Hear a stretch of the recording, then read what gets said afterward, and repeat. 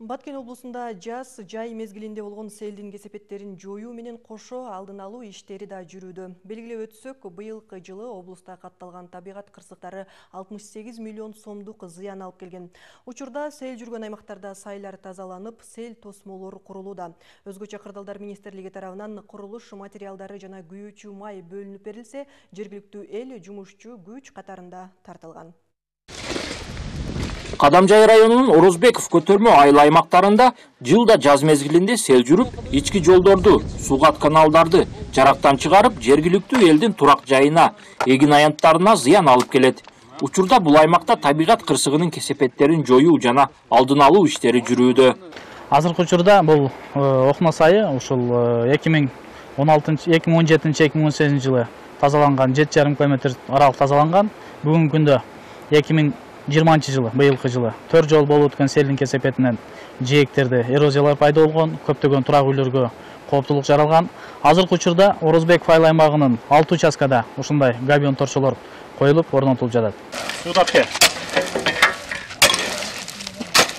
Сайларды тазалап, сел тосмолорун курууга жергиликтүү эл тартылган. Аларга Бириккен Улуттар уюмунун азык-түлүк программасынын алкагында эмгек акы катары un, май сыяктуу азыктар берилет. Акылуу жумушка негизинен аз камсыз болгон үй бүлөнүн мүчөлөрүнөн тартылган. Мына ушинтип элеттегилер кырсыктын кесепетин жоюп, алдын алуу менен убактылуу болсо да жумуш менен камсыз болууда.